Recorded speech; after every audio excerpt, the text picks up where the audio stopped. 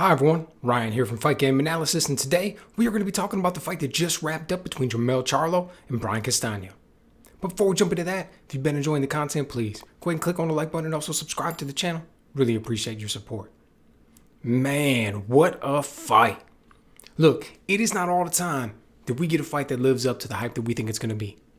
It's not all the time that we get a rematch that's even better than the first one.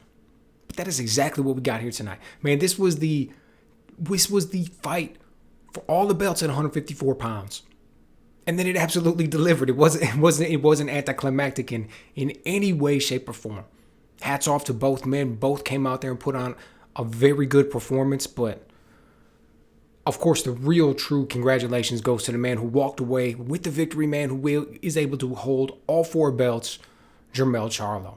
I mean, look, he came out there, and Steve Farhood had his cards. He had like Charlo winning the first 3 rounds, and he had Castano winning 3 rounds, and he had Jermell taking it over late.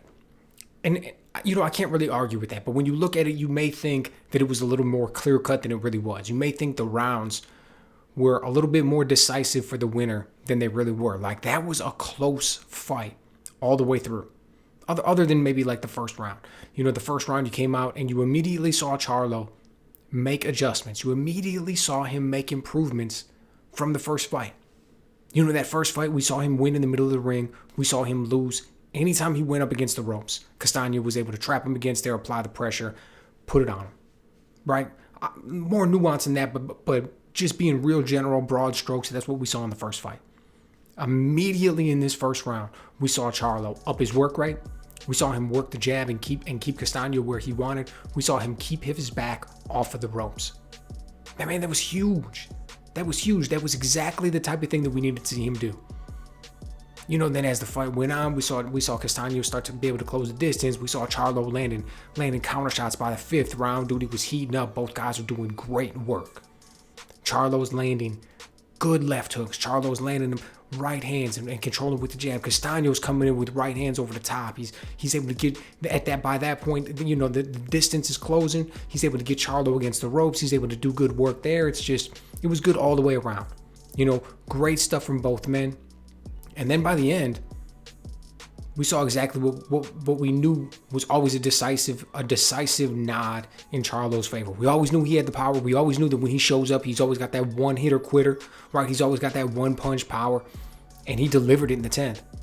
Came out there and just caught Castano with that short left hook, put him down. Slightly delayed reaction, but he got up. He was on wobbly legs, man. He was drunk. He got finished easy after that. Put him out of there, right? So, look, I've always been a fan of Charlo, but I've also been critical of him at times in the past, right? You got to keep it real. You got to be honest when you see things. And one of the things that I saw about him was I felt that he had plateaued almost a little bit. I felt he had gotten to this point in his career where he was seeing a lot of success and he stopped progressing with his technique. He was relying a lot on his athletic gifts. He was relying on his power. He was relying on the things that he was already able to do in the ring versus continuing to grow, versus continuing to get better, versus constantly trying to push the envelope and take it to that next level. He lost to Tony Harrison. He came out. Yeah, he won the rematch, but man, he was not impressive in that rematch.